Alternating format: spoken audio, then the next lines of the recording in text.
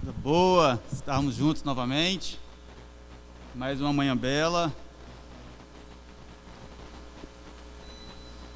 Sentindo frio aqui em cima.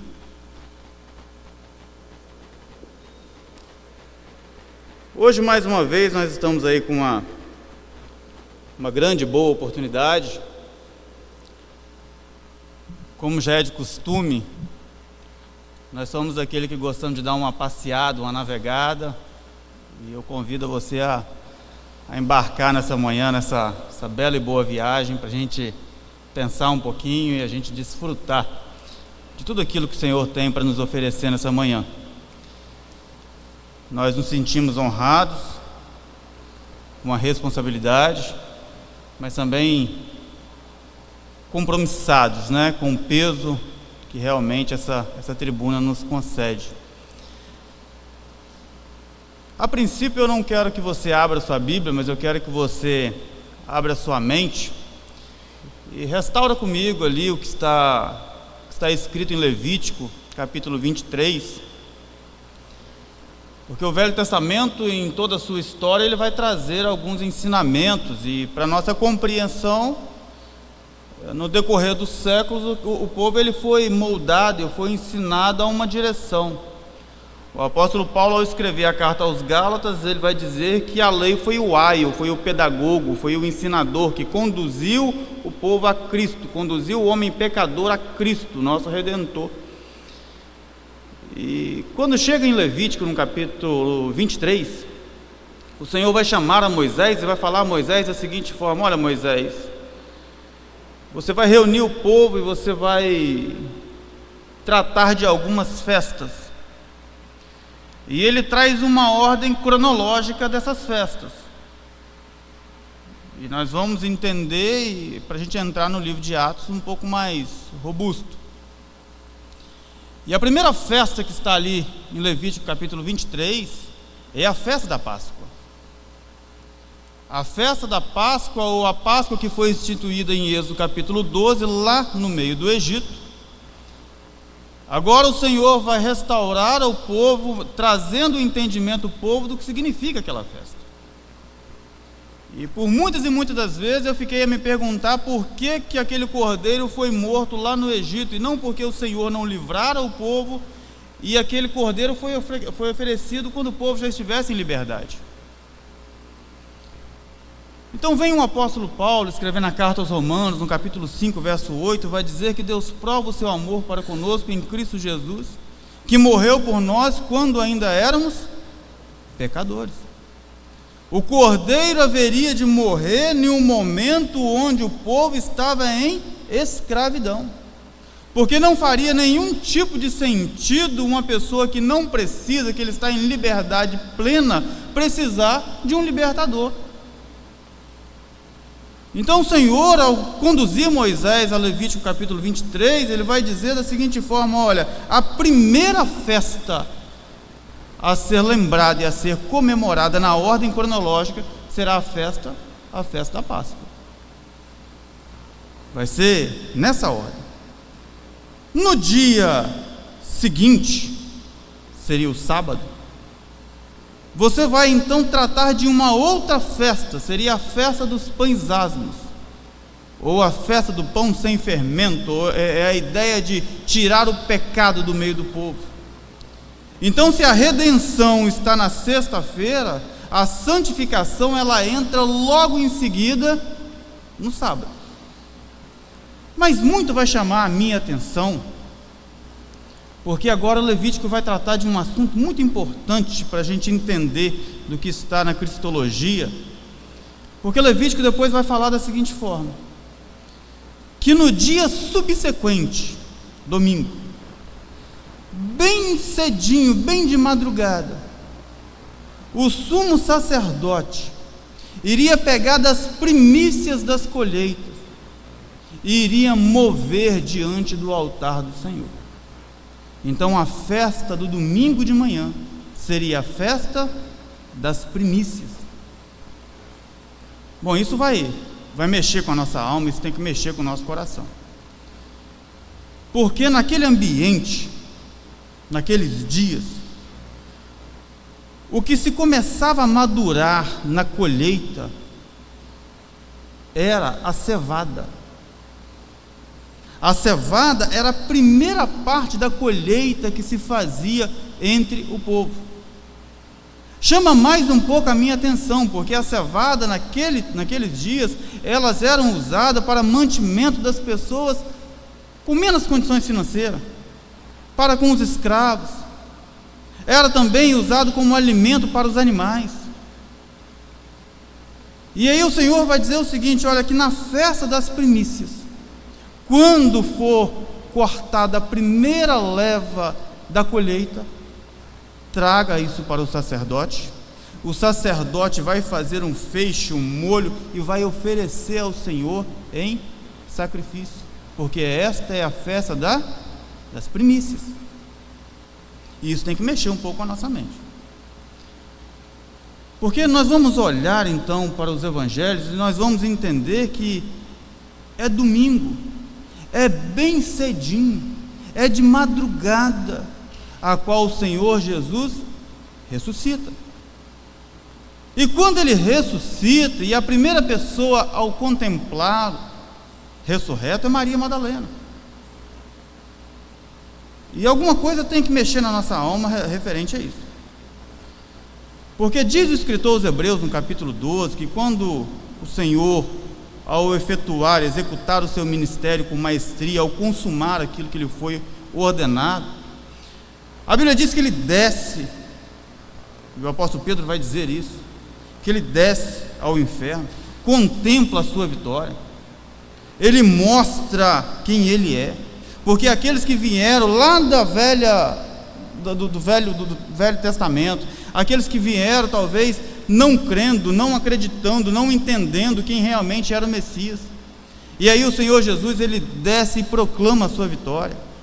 O Senhor não desce ao inferno para pregar o evangelho para ninguém, ele desce para proclamar a sua vitória. Mas tem um outro fato que o escritor aos Hebreus no capítulo 2 vai dizer, que quando ele desce e proclama a sua vitória, ele toma da mão de Satanás uma chave, que é a chave do inferno. E quando Pedro vai trazer a sua mensagem em Atos capítulo 2, Pedro vai dizer que agora o nome do Senhor Jesus, ele era exaltado no céu, na terra e debaixo da terra. Isso torna o Senhor Jesus Senhor até do inferno, não no inferno. O Senhor não está lá, ele é do inferno, ele é o dono, é ele que traz a justiça, é ele que condena, é ele que vai tomar o inferno e vai lançar no lago de fogo. Isso vai mexer com a nossa imaginação, porque a festa é a festa das primícias. E o Senhor, quando se apresenta a Maria Madalena, ele se apresenta em um corpo, e o corpo ali naquele momento é glorioso. Naquele momento o corpo é glorioso. Tinha feridas? Tinha feridas? Tinha feridas. Tinha a marca onde a lança o transpassou? Tinha. Ele diz isso para Tomé: toca, Tomé, pega aqui. E embora nós temos a total inteligência de poder entender que o Senhor Jesus começa a mostrar ao povo que ele entra em algum ambiente, sai daquele ambiente, ele aparece no caminho de Emaús, ele sai do caminho de Emaús, mas nós precisamos entender que até ali ainda existe uma limitação do entendimento. E alguns dias atrás eu fiz essa pergunta, eu gostaria de perguntar a vocês: se o Senhor apenas tivesse nas nossas vidas salvado o homem do pecado, trouxesse a todos nós uma eternidade para essa vida, eu queria saber se alguém queria. Eu bem queria saber se alguém queria ser eterno nesta vida. O Senhor Jesus prova para Maria Madalena que ele está ressurreto, que ele ressuscitou, que o Pai o ressuscitou. Mas se fosse apenas para as primícias, se fosse apenas para uma ordem natural, seria pouco. O Senhor tem muito mais para nós. O Senhor não nos trata como cevado, o Senhor não nos trata como joio, o Senhor nos trata como trigo. É trigo, e trigo é trigo. E aí agora Moisés vai ser instruído da seguinte forma: olha, Moisés, agora, depois da festa das primícias, você vai contar 7 sábados. Depois você vai reunir o povo para uma outra festa, que seria a festa do Pentecoste. É aí, querido, que toda a nossa sorte é restaurada por completo. Porque é a partir da festa do Pentecostes, porque é a partir do derramamento do Espírito que o nosso horizonte ele se abre de uma forma totalmente diferente. E aí agora ele vai trazer essa instrução, porque na festa do Pentecostes, quando se juntava o povo, já se havia passado 50 dias. Agora o trigo do campo já estava maduro, já estava pronto para a colheita. Agora a colheita não era cevada, agora a colheita era trigo. Então tudo que for oferecido na festa do Pentecostes, o pão já não é cevado, o pão é de trigo. O bolo já não é mais de cevada, o bolo é de trigo. E o Senhor, ao falar nisso referente aos evangelhos, vai dizer que nós somos trigo e nós não somos joio. E aí talvez eu tenha que lembrar a você que ninguém nasce trigo. Ninguém nasce trigo. Você nasce joio. Você nasce cevada. Você precisa de uma restauração. Você precisa de um entendimento. Você precisa que os olhos realmente sejam abertos de uma forma que só o Senhor pode fazer. E é pensando nisso que você vai olhar o Evangelho de João capítulo 21, o Senhor Jesus vai dizer assim: olha, vocês vão para Galiléia e eu vou aparecer lá. E passou uma semana e o Senhor Jesus não aparece na Galiléia. E o que Pedro diz? Olha, eu vou pescar. E os demais? Nós vamos com você.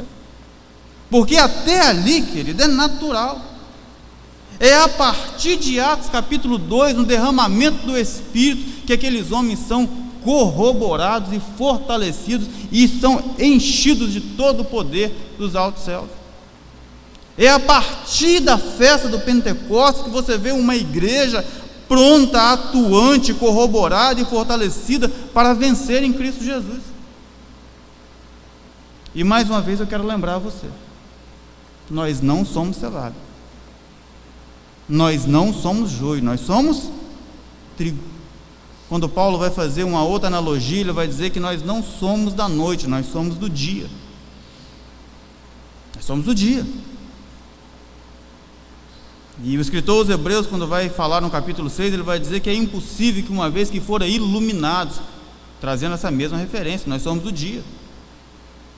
Aquilo que abriu a nossa mente não é natural, é sobrenatural, é do Espírito, é dos altos céus. Porque toda boa dádiva vem do alto, vem dos altos céus. E eu saio então porque tem uma outra festa que é a chamada festa das cabanas, ou festa dos tabernáculos, que é agora quando todo o povo judeu, para comemorar, para lembrar aquele período dos 400 anos que eles estavam em cabanas no deserto, agora o povo juntava todo mundo de novo, e para comemorar aquela festa, daquilo que o Senhor realmente o fizera para o povo. Esta é a próxima festa da igreja. É a festa que quando essa igreja sair, e toda ela vai se reunir nos aires com Cristo. Essa é a próxima festa da igreja. Até aqui nós vivemos e acompanhamos. O Senhor Jesus foi a nossa Páscoa, isso ficou lá. O Senhor Jesus nos moldou a vida em santidade, e isso está presente. O Senhor Jesus nos apresentou a festa das primícias, e o apóstolo Paulo escreve a carta aos Coríntios dizendo que Cristo é a primícia dos que dormem. Ele é a primícia dos que dormem, trazendo a referência da festa das primícias. Mas é na festa do Pentecostes, no derramamento do Espírito, que a nossa vida é realmente transformada de uma forma sem igual. Não é à toa que o profeta Ageu vai dizer no capítulo 2 que a glória da segunda casa seria maior do que a da primeira.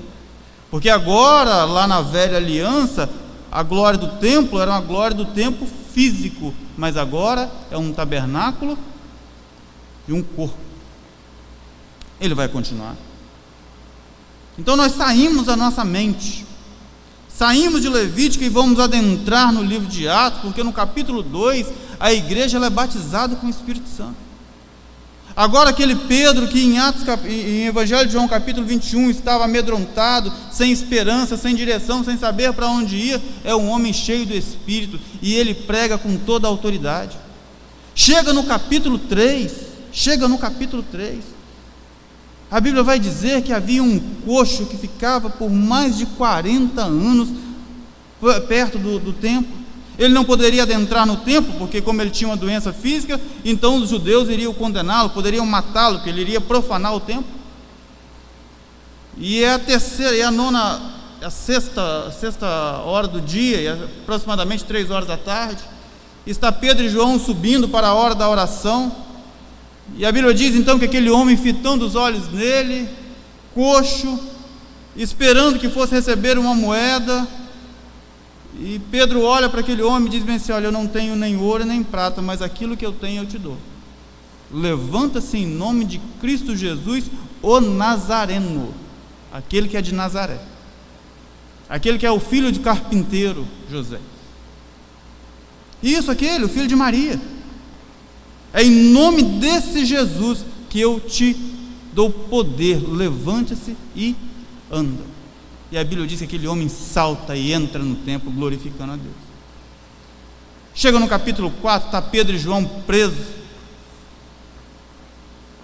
E agora existe todo o judaísmo em volta disso, e prender, porque de uma forma ou outra o nome do Senhor Jesus não poderia ser propagado, porque isso estava trazendo um tumulto, estava trazendo uma blasfêmia, porque como poderia aquele que fora crucificado, que trouxe sobre ele uma maldição, ser a ele o Filho de Deus? É interessante, porque agora o povo que começou a ver tamanhos milagres, começa a aclamar, tem que soltá-los, e o povo forma uma grande multidão, e a Bíblia vai dizer então que Pedro e João, eles são ali açoitados, mas eles se sentem felizes, porque eles estão sofrendo pelo nome de Cristo. Mas a igreja, de uma forma ou outra, ela precisava ser contida dentro dos olhos do judaísmo. Bom, se a prisão não pôde conter, vamos para o capítulo 5. Porque se a igreja não vai ser paralisada ou parado o seu crescimento com prisão, vamos plantar heresia, vamos plantar mentira, porque com o decorrer do tempo isso vai sair do curso. A Bíblia diz que naqueles dias, Atos capítulo 2, que não havia nenhum tipo de necessidade entre os crentes, porque todos, ou uma grande parte deles, vendia suas propriedades, vendia o que tinha e trazia aos pés dos apóstolos, e isso então, de uma forma bem organizada, era distribuída entre eles, para que ninguém houvesse nenhum tipo de necessidade, que não houvesse fome, que não existisse falta de uma roupa, que não existisse falta de nada. Entra Ananias e Safira na história. Quando foi que o Senhor pediu alguma coisa? Quando foi que o Senhor pediu para alguém vender alguma das suas propriedades, vender alguns dos seus bens e levar aos pés dos apóstolos? Era espontâneo. Mas a Bíblia diz que Ananias e Safira venderam uma propriedade, e eles combinaram entre si: olha, nós vendemos por X, mas nós vamos dizer que nós vendemos por Y, e nós vamos entregar essa quantia para a igreja, mas essa nós vamos guardar. E a Bíblia diz que chega então Ananias aos pés de Pedro para oferecer aquela oferta, e o apóstolo Pedro, de uma forma emblemática, cheio de autoridade, diz: como pode você tentar enganar o Espírito Santo de Deus? E a Bíblia diz que Ananias morre na mesma hora. Passa um tempo, chega Safira, sua esposa, e Pedro pergunta a ela bem assim: olha, por quanto vocês venderam a propriedade? Ela diz: por Y. E Pedro diz: olha ali os pés do seu marido, ele já morrera pelo mesmo fato. E quando Pedro termina de falar, ela cai morta no chão. Isso trouxe um grande espanto e também um grande aprendizado para todos nós. A igreja não poderia ser parada por prisão. A igreja também não poderia ser iniciada com mentiras, porque a igreja é santa, a igreja é pura. A igreja não poderia ter raiz de mentira dentro do seu princípio. Mas se não para com prisão, se não para com mentira, vamos parar com a morte. Entra o capítulo 6, a morte de Estevão. 6 é um capítulo 7, a morte de Estevão. Mas é nesse espaço da morte de Estevão, no capítulo 7. Agora eu gostaria que você abrisse sua Bíblia em Atos, no capítulo 6.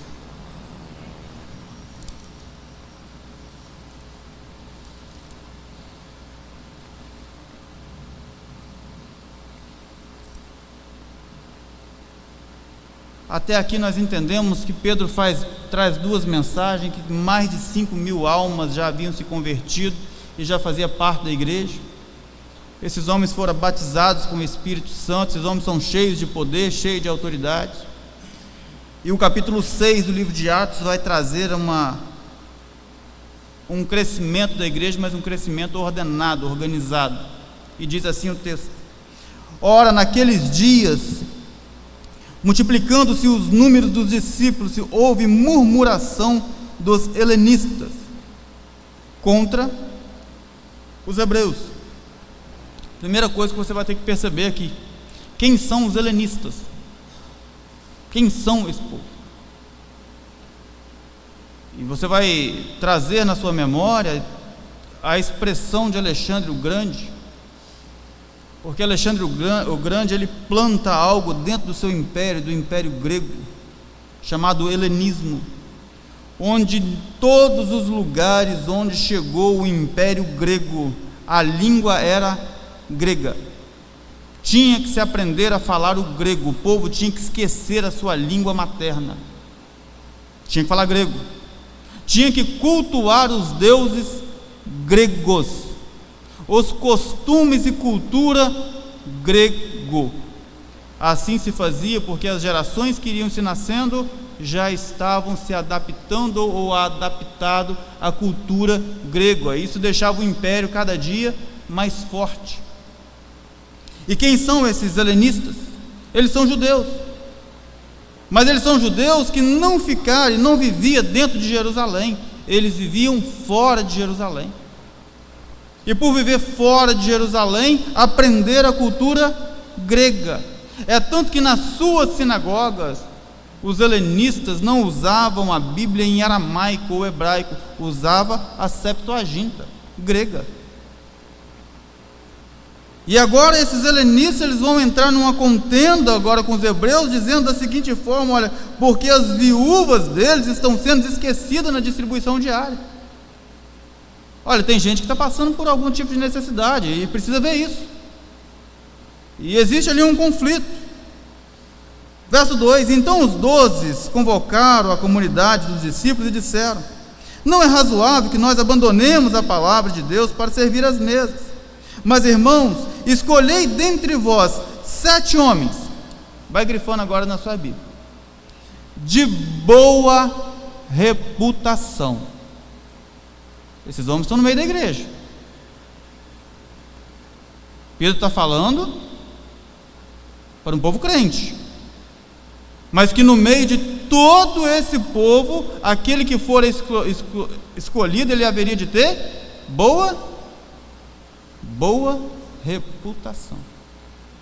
Há poucos dias atrás a gente estava lendo o livro de Ruth na congregação, e quando a Bíblia diz do nome de Boaz, no livro de Ruth, capítulo 2, a Bíblia vai dizer bem assim: e havia em Belém de Judá um homem rico e respeitado, e o seu nome era Boaz. A Bíblia poderia dizer: e havia em Belém de Judá um homem chamado Boaz. Poderia, não poderia, Lúcia? Poderia. Mas ela faz questão de dizer que ele era rico, ele era próspero, e ele também era respeitado, de boa reputação. Olha para a igreja. Vocês vão escolher 7, e esses 7, eles têm que ter boa reputação, vírgula, eles têm que ser cheios do Espírito. Não estou dizendo de ter o Espírito, eu estou dizendo de estar cheio do Espírito, cheio do Espírito, corroborado, fortalecido. Vai dizer mais: cheios do Espírito e de sabedoria. Esse homem tem que ter discernimento. Esse homem tem que saber entrar e saber sair. Esse homem tem que saber ler o ambiente. Esses homens têm que saber de uma visão global dentro do meio que estão inseridos. Esses homens têm que ter uma mente um pouco mais aberta. E isso chama a minha atenção, porque quando a Bíblia vai dizer que o Senhor escolhe Bezalel para ser o construtor do tabernáculo, a Bíblia vai dizer: e o Senhor encheu a Bezalel com o seu espírito, concedendo-lhe inteligência, sabedoria e habilidade. Essas são as características de Bezalel, o construtor do tabernáculo. E agora o texto vai dizer bem o seguinte: olha, aos quais encarregaremos deste serviço. Quando Paulo vai trazer o diaconato para a igreja, tanto na carta a Tito como na primeira carta a Timóteo, Paulo vai trazer uma outra expressão, e isso talvez por causa do Império Grego e Império Romano. Paulo vai dizer o seguinte: esses homens têm que ser cheios do Espírito Santo, esses homens não podem ser dados ao vinho, esses homens têm que ser respeitados, esses homens têm que ser marido de uma só mulher. Parece que são coisas que a Bíblia não deveria tratar, não parece? Porque isso deveria ser normal, marido ter uma mulher. Mas quando Paulo vai falar sobre isso, Paulo não vai dizer marido de uma só mulher fisicamente, porque fisicamente, ok, mas ele vai dizer marido de uma só mulher aonde? Na mente e no coração. Esses homens têm que ser homens disciplinados. Esses homens têm que ter um olhar diferenciado. E ele vai tratar de alguns nomes. A Bíblia então vai dizer que esses 7 foram escolhidos. Verso 5: o parecer agradou a toda a comunidade e elegeram Estevão, homem cheio de fé e do Espírito Santo, Felipe, Prócoro, Nicanor, Timão, Parmenas e Nicolau, prosélito de Antioquia. E a expressão prosélito é porque ele era um gentio convertido ao judaísmo, que depois chegou a Cristo.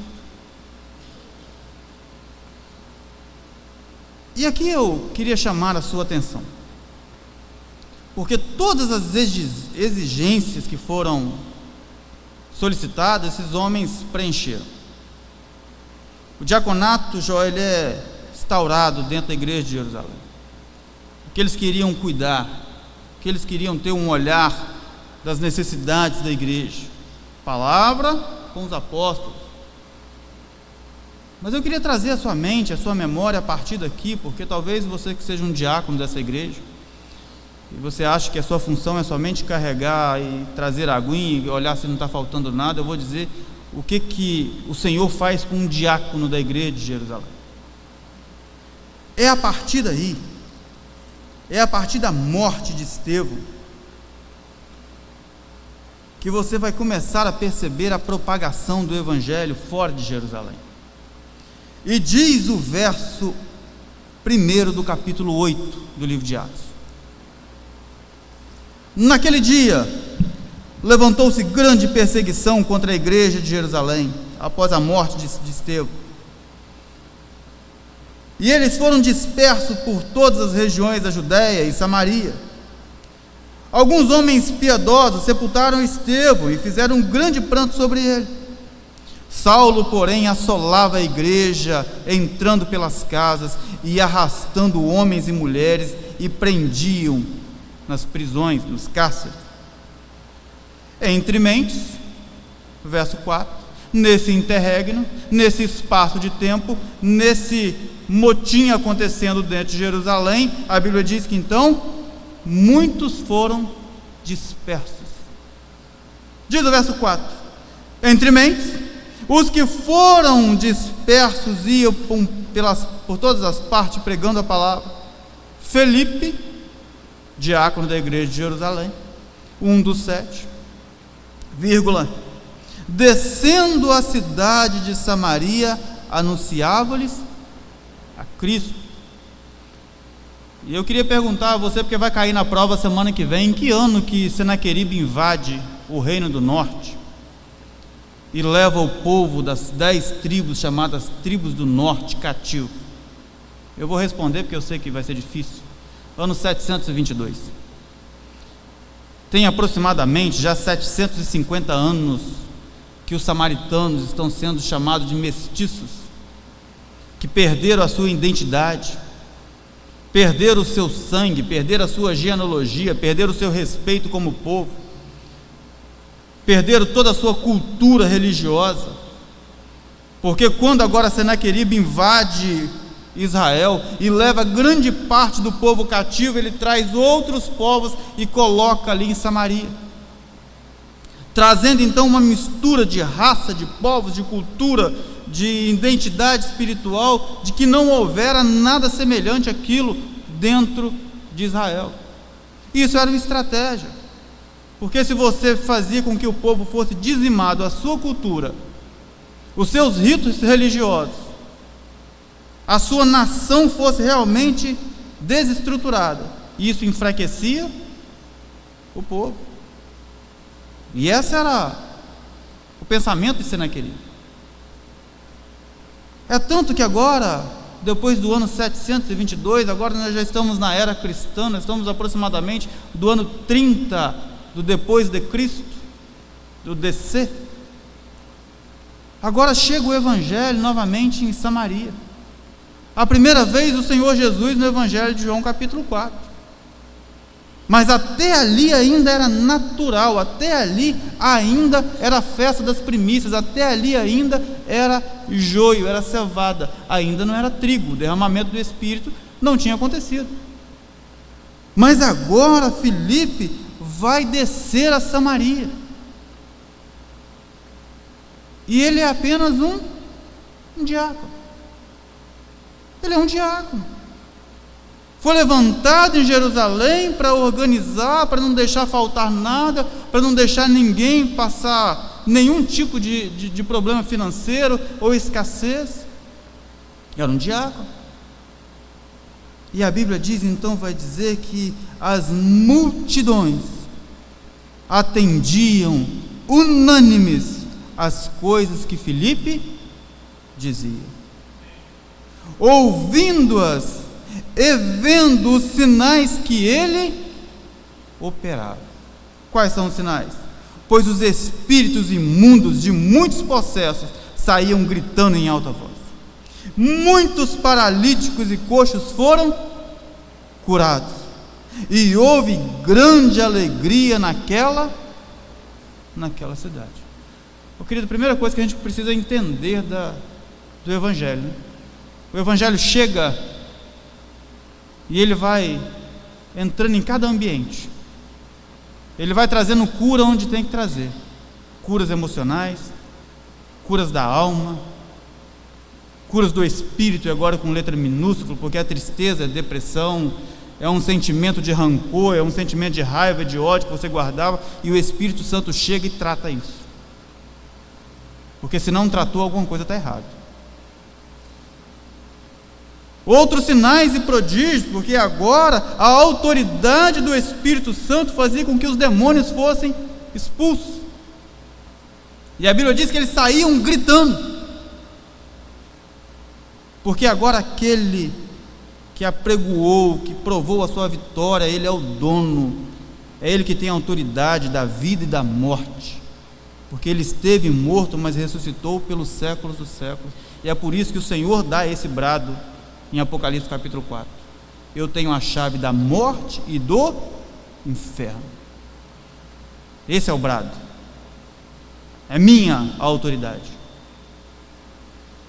E então a Bíblia vai dizer que houve grande alegria naquela. O Evangelho chegou, o Evangelho rompeu fronteiras, o Evangelho foi mais além do que aquilo que a cultura trazia. Porque o Evangelho é assim, o Evangelho é assim, o Evangelho está muito além da sua cultura, o Evangelho está muito além daquilo que você aprendeu em toda a sua infância, trazendo os ritos religiosos. O Evangelho está muito além do que qualquer tipo de maldição que você possa achar que você carrega na sua vida, porque o dia que Cristo chegar, isso vai ser lançado por terra. Isso é cristologia, isso é cristocêntrico, isso é a centralidade de Cristo. E Filipe traz para dentro de Samaria, de um povo agora que era mestiço, e aquela rincha entre judeus e samaritanos agora está sendo quebrada. Agora já não há mais dois povos, agora existe um povo em Cristo Jesus, uma só igreja. Mas algo chama a minha atenção, porque Filipe anuncia o Evangelho, o povo crê, tem grande alegria, mas cadê o Espírito Santo? Chega o verso 14, o texto vai dizer que lá na igreja de Jerusalém, os apóstolos ouviram então falar que os samaritanos creram em Cristo, e agora os apóstolos vão lá em Samaria, e a Bíblia vai dizer que após a pregação de Filipe, após o entendimento daquele povo, a Bíblia vai dizer agora que o derramamento do Espírito fora feito em Samaria. E eu queria muito que alguém me falasse assim, quais foram os misticismos que aconteceu aqui no meio desse povo. Se teve algo místico no meio desse derramamento do Espírito, se teve alguma coisa diferente no meio disso aqui. O Espírito Santo chega a um povo mestiço, chamado gentio. Chama agora a minha atenção, porque agora a partir do verso 26, o mesmo Filipe que pregara para multidões, que pregou para o povo na cidade de Samaria, que as multidões ouviram, que é um diácono, era um diácono. A Bíblia vai dizer que agora o Senhor falou a Filipe. Querido, tem muitas coisas que somente através do Espírito Santo você vai alcançar, porque você nunca vai ver nas Escrituras, nunca vai ver o Senhor falando de uma forma tão clara e objetiva a um povo que não pertence à sua grei. O Senhor fala, mas fala através dos seus. O Senhor fala, mas fala através do Espírito. E agora a Bíblia vai dizer que Filipe sai de Samaria, e o anjo diz: o anjo do Senhor falou a Filipe, verso 26, dizendo: dispõe-te e vai para o lado do sul a caminho, no caminho que desce de Jerusalém a Gaza. Este se acha deserto. Ele se levantou e foi. Ele se levantou e foi. Porque tem aqueles que nem você mandando vai, Lúcio. Não é o problema de Filipe. Filipe até aqui era um pregador de multidões, era um pregador da grande cidade de Samaria. Muitos se convertem, milagres estão acontecendo, feitos extraordinários estão acontecendo, e agora o Senhor Jesus tira Filipe do meio da multidão e coloca ele com um homem. E eu fico talvez me perguntando se a mensagem mudaria. E a Bíblia então vai dizer: dispõe-te e vai ao lado do sul, caminho que desce a Jerusalém, de Jerusalém a Gaza, e este se achara deserto. E ele se levantou e foi. E eis que um etíope, eunuco, alto oficial de Candace, ou de Candace, rainha dos etíopes.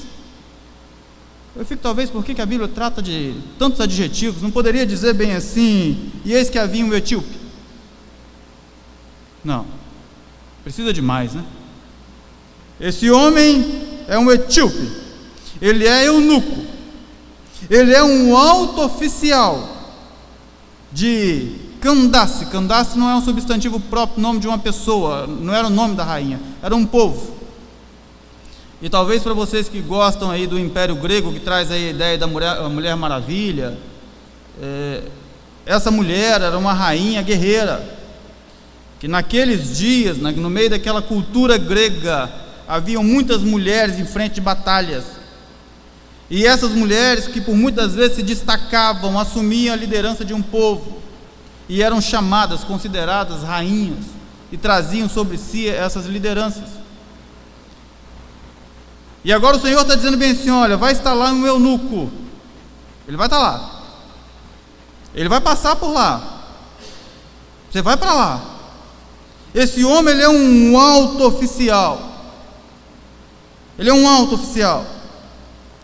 ao qual ele era superintendente de todo o seu tesouro, e que viera adorar em Jerusalém. Esse homem, ele era um prosélito, ele era um gentio, mas que conduziu a sua vida ao judaísmo. Então ele saía todos os anos, pelo menos uma vez por ano, e ia a Jerusalém adorar ao Senhor, especialmente na festa da Páscoa. Diz o texto: estava de volta e assentava no seu carro, vinha lendo o profeta Isaías. Então disse o Espírito a Filipe: aproxime-se deste carro e acompanha. Verso 30: correndo Felipe, vírgula. Ô Zé Emílio, seria muito desproporcional, não seria? Está o Joseni passando lá na estrada do Lameirão de moto, está lá, ele está andando de moto, e o Senhor fala para o Zé Emílio, vai passar o Joseni, ele trabalha na prefeitura de Guarapari, ele vai passar de moto, e você acompanha ele, e o Joseni de moto e você correndo do lado dele. Não tem lógica, mas é o que o texto está dizendo.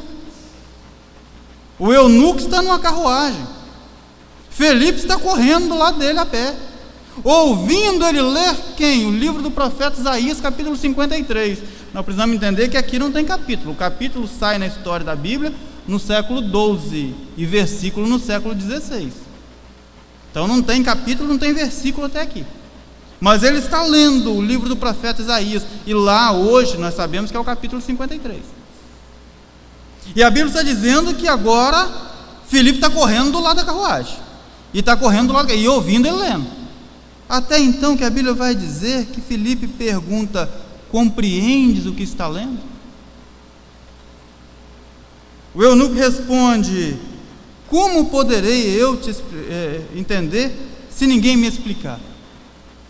Eu fico imaginando se fosse nos dias de hoje, e o eunuco fala bem assim: olha, sobe até aqui e me explica. E Filipe iria dizer bem o seguinte: olha, vamos esperar passar outro, porque eu também não entendo nada. Porque o conhecimento tem faltado às vezes.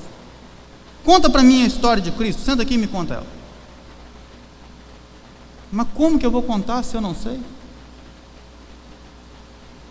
O que eu vou falar? Eu também não sei. O que mais chama a minha atenção, porque agora a mesma mensagem que Filipe vai pregar de Cristo Jesus, o Nazareno, ao povo de Samaria, agora o Filipe vai falar a um eunuco. E a Bíblia vai dizer da seguinte forma, que ele está lendo o capítulo 53, e aí o eunuco então vai perguntar a Filipe, verso 34: peço-te que me expliques a quem se refere o profeta, fala de si mesmo ou de outro? Porque a gente precisa, às vezes a gente está lendo alguma coisa que a gente não sabe de quem está falando. Verso 35: então Filipe o explicou, começando por esta passagem da Escritura, anunciava-lhe a Jesus. Esta qual? Capítulo 53. Nós já temos um gatilho. O seu Dalton que é mestre para isso. Seu Dalton, você vai sentar com ele para bater um papo com ele, daqui a pouco você está falando de energia. Ele vai passando para ali, vai passando para cá, daqui a pouco ele está lá na cristologia. Ele vai conduzindo, ele vai te levando. E talvez eu fique imaginando Filipe, talvez trazendo lá a velha aliança, trazendo Levítico capítulo 23, trazendo a história do tabernáculo, talvez trazendo a mesa de bronze do altar de sacrifício. O sacerdote pegava o cordeiro, levava a mesa de bronze, degolava o cordeiro, o sangue espirrava nas vestes do sacerdote, as suas mãos cheias de sangue, e ele então haveria de se lavar na bacia de bronze que estava ao lado. E quando ele chegava, o reflexo que ele via na água era o seu reflexo, ele sujo de sangue, e ele olhava para o cordeiro e dizia: esse cordeiro que foi morto pelo meu pecado. Adentrava no lugar santíssimo, os pães da apropriação, o castiçal, a cortina que separava o lugar santíssimo dos santos dos santos. E eu não sei, isso passa pela minha cabeça. Eu não sei o que Filipe dizia para ele, mas Filipe foi anunciando. Filipe sentou do lado dele e foi anunciando, e foi pregando, e foi evangelizando, e foi falando de Cristo. E talvez para aqueles que gostam de multidão, eu fico talvez a imaginar que as mensagens com maior ênfase que nós temos no Evangelho, o Senhor Jesus fala ela para um homem no Evangelho de João capítulo 3, Evangelho de João capítulo 4 para uma mulher samaritana, é o apóstolo Paulo no livro de Atos capítulo 26 pregando para o último homem da família herodiana, o rei Agripa, e ele está sozinho diante de um homem. Ele está sozinho diante de um homem. Mas até então, Filipe, ele é um diácono, levantado para olhar as dificuldades, as coisas que precisava, mas é um homem cheio do Espírito. O que você é? Eu costumo dizer que eu sou a terceira pessoa depois de ninguém. O que você faz? Qual é o cargo? Não importa. Seja cheio do Espírito Santo de Deus, porque a oportunidade vai chegar, e quando a oportunidade chegar, você tem que estar pronto. Deixa eu confessar algumas coisas aqui em alguns dos meus sonhos. De vez em quando, pelo menos às vezes eu sou constrangido a isso. Eu sonho que às vezes eu chego na igreja, num culto, e falta o preletor, assim. E aí alguém me pede para dar a escola ou dar a mensagem, e eu não tenho nada pronto. E aquele dia vira um dia de angústia para mim. E aí eu começo a repensar, eu falo assim: opa, peraí, a hora que a oportunidade chegar, você tem que ter algo pronto. Não ande desprevenido, não ande despreparado. Tenha sempre algo pronto. É Filipe, diácono, cheio do Espírito Santo, e ele vai anunciando e vai pregando para esse homem, que até então conhecia religião. Ô querido, quantas pessoas talvez você conhece que é cheio de religião, que tem uma vida totalmente íntegra, honesta, uma pessoa totalmente assim, singular na sua vida, mas o que falta? Falta Cristo. Ele tem até em si o entendimento do que é cevada, do que é joio, mas ele ainda não experimentou o que é ser trigo. Talvez ele até pode entender que houve um Cristo, que nasceu um Cristo, que morreu um Cristo. Talvez ele pode até entender que esse Cristo ressuscitou, mas ele não tomou para si esta verdade. A Bíblia vai dizer que esse eunuco, seguindo eles caminho afora, chegando a certo lugar onde havia água. Agora existem os grandes conflitos da teologia: é imersão? É aspersão? Não, porque o certo é imersão. Não, aspersão. Então, se nós não vamos caminhar juntos, vamos cada um para o seu canto. Qual que é a quantidade de água? É muito ou é pouco, Tiago? Você chega no capítulo 9, Paulo é convertido, e a Bíblia diz que ele é batizado num quarto por Ananias. Qual a quantidade de água? É muito ou é pouco? E as pessoas estão brigando, dividindo igreja por cada quantidade de água, sendo que às vezes tem muitas pessoas que são batizadas com água e não são batizadas com o Espírito e não entendem nada de salvação até hoje. Só conheceram água na cabeça, não conheceram a água da vida, aquela que nasce, que jorra direto do trono de Deus. E Filipe está aqui, mais uma vez, é um diácono. É um diácono. Então a Bíblia vai dizer que seguindo eles caminho afora, esse eunuco cheio já de ansiedade, querendo mais e mais, vai dizer bem assim: olha, eis aí a água, disse o eunuco, e o que me impede de ser batizado? O que me impede? Olha, Filipe respondeu: é lícito, se creres de todo o seu coração. Tem entendimento nisso? Tem entendimento do que você está fazendo? Ou é somente um pouquinho de água? Porque se for somente pela água, você pode tomar um banho em casa. Lá tem até mais água no chuveiro. Mas se houver entendimento, se você entendeu realmente o ministério de Cristo na cruz do Calvário, tem entendimento? Se creres de todo o seu coração. Continua dizendo que Cristo Jesus é o Filho de Deus. Então mandou parar o carro. Ambos desceram a água e Filipe batizou o eunuco. Verso 30. Quando saíram da água, o Espírito do Senhor arrebatou a Filipe. Essa é a única vez que você vai ver essa expressão no livro de Atos. E essa expressão arrebatar é tirar com violência, é realmente sair de cena, é tirar dali. É como o Senhor Jesus estava na mesa ali com os discípulos no caminho de Emaús, daqui a pouco sumiu dali. E Filipe foi arrebatado. E talvez, se a sua grande ênfase for no arrebatar de Filipe, o Senhor tira Filipe de um lugar e leva para um outro lugar. Eu gosto mais da outra expressão do que o Senhor vai tratar do eunuco. É porque existe alguém aqui que é muito mais emblemático do que Filipe. É a pessoa de Cristo Jesus.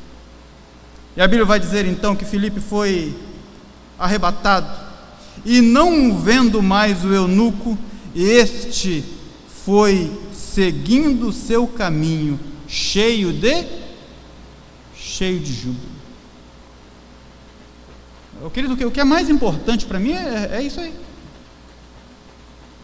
É que você segue a sua vida, segue os seus projetos, mas cheio de alegria, você é cheio do Espírito. O mais importante para mim é saber que tudo vai bem. O mais importante para mim é saber que você está cheio de alegria, cheio de júbilo, porque um dia você conhecerá Cristo.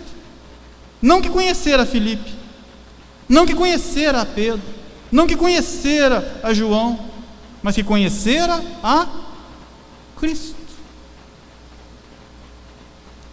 Eunuco foi tocar a sua vida.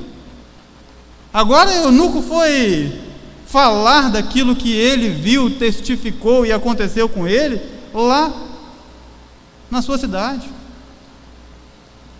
Então a Bíblia vai dizer que, verso 40, mas Filipe veio achar-se em Azoto e, passando além, evangelizava todas as cidades até chegar em Cesareia.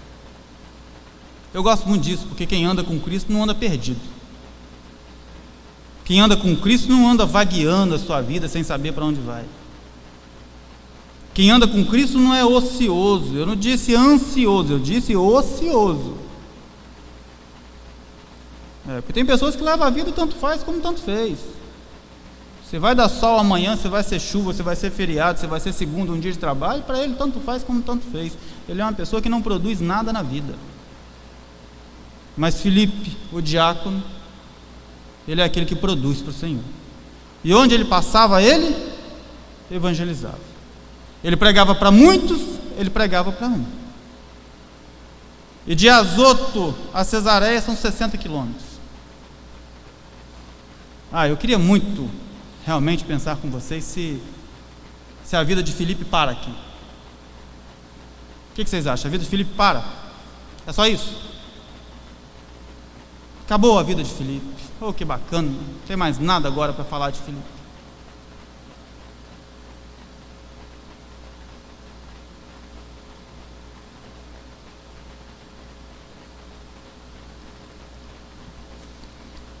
Abra comigo agora Atos dos Apóstolos, capítulo 21.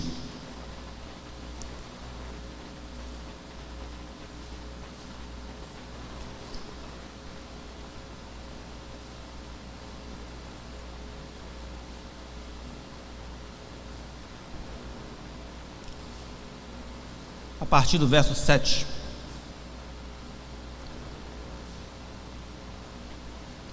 Assim diz o texto: quanto a nós,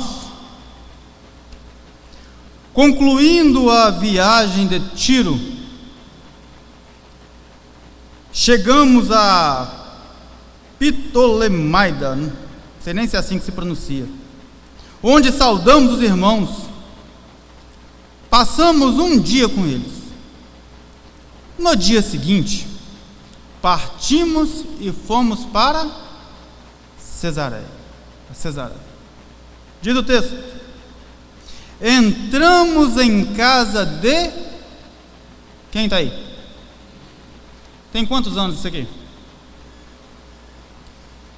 Filipe evangelizou o eunuco na segunda-feira, era tarde, foi arrebatado para Azoto. De Azoto ele foi para Cesareia na quarta-feira, e na quinta-feira o apóstolo Paulo estava lá. É isso? Tem 20 anos isso aqui. Tem 20 anos. É a terceira viagem missionária do apóstolo Paulo. E Filipe me dá uma grande lição na vida, de que vida e piedade andam juntas, de que vida é vida e piedade é piedade. E Pedro, ao escrever sobre isso na sua segunda carta, ele vai dizer que tudo vos foi doado para a vida e piedade, pelo pleno conhecimento de Cristo e da sua vontade. Tem 20 anos. Tem 20 anos. Filipe é um homem que tem piedade, ele tem é um homem que tem a sua vida com Deus, mas ele é um homem que também tem a sua vida. Ele tem os seus sonhos, ele tem os seus projetos, e a Bíblia vai dizer que quem adentra na casa dele? Paulo. O mesmo Paulo que teve prazer na morte de Estevão, lá em Atos capítulo 7. Mas agora é a oportunidade, hein? Agora é a oportunidade de vingar a Estevão. Quem é que chega lá? Chega Paulo, convertido, um homem cheio do Espírito. Filipe, um homem cheio do Espírito. E eu fico talvez imaginando que tem crentes que carregam um rancor de irmãos a vida toda e não há perdão. Paulo é um homem salvo, Filipe é um homem salvo, todos agora são pertencentes a um só corpo, a igreja de Cristo. E Filipe aqui me mostra uma grande lição, porque piedade é piedade, vida é vida. Esse homem tem sua casa, tem seus projetos, tem seu trabalho, tem seus afazeres, ele tem vida social. A Bíblia diz que chegaram ali na casa de Filipe o evangelista. Olha que bacana. Aí, Tiago, esse homem tem até um ministério. Aquele que uma vez fora levantado na igreja para tratar de algumas questões, agora é evangelista do reino. Está lá. E a Bíblia vai dizer que era um dos 7. Para dar ênfase de que esse Filipe é o Filipe levantado lá pela igreja em Jerusalém. E a Bíblia já vai dizer o seguinte: e nós ficamos com eles. Algumas versões vai dizer bem o seguinte: e ficamos ali muitos dias. Eu talvez fico bem imaginado da seguinte forma: o apóstolo Paulo nunca andava sozinho. Eu vou usar até uma expressão aqui só para trazer a sua memória. Sempre andava em bando, em alcateia. Era sempre um monte de gente junto. E a Bíblia diz que chega na casa de Filipe. Filipe tem casa. A Bíblia diz que ele tinha 4 filhas donzelas. Ele tinha esposa. Ele também tinha filhas. Então nessa casa já tem 6. Já tem 6. Chega o apóstolo Paulo mais um monte na casa dele, na casa de Filipe. E ficam ali quantos dias? Muitos. Comendo e bebendo, Tiago. Comendo e bebendo. E Filipe estava ali de portas abertas. Isso talvez tenha que chamar muito a nossa atenção, irmãos, porque a história do Evangelho ela não pode parar por aqui. E talvez a vida em piedade ela é muito boa. Ela é muito boa. Mas talvez a vida, sua vida, seu casamento, criação dos seus filhos, a educação dos seus filhos, sua vida conjugal, seu emprego, seus negócios, seus afazeres, e isso está muito aquém de piedade, porque piedade está lá em cima e vida está aqui embaixo. Às vezes é a vida que vai muito bem, obrigado, mas piedade está aqui embaixo. Mas vem o apóstolo Pedro e diz que o Senhor nos doou. Você não pagou nada por isso, isso veio dos altos céus. O Senhor vos doou tudo para a vida e piedade, para que ambas possam entrelaçar e ser uma só vida. Você não tem 2 vidas, você tem uma vida. E viva essa vida que o Senhor te deu da melhor maneira possível. Viva para o Senhor. Seja cheio do Espírito. Aproveite as oportunidades. Pregue para a multidão, pregue para multidões. Mas tem oportunidade para pregar para um, prega para um. Porque o interesse geral de tudo isso é que haja júbilo naquele que se encontrou com Cristo. Uma coisa eu posso dizer para vocês com toda a alegria no meu coração, que aquele que se encontrou com Cristo e anda com Cristo, ele nunca mais andará nem só e nem perdido nessa vida. Ele tem direção. Ele tem direção.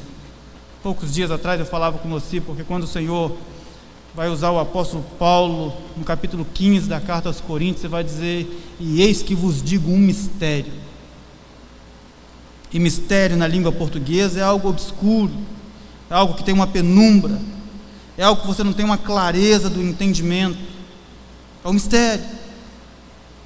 Mas na língua grega, a palavra mistério, ela vai trazer uma ênfase daquele que vem no entardecer e tira a cortina e te mostra o expoente do sol, te mostra muito além do que aquilo você poderia ver.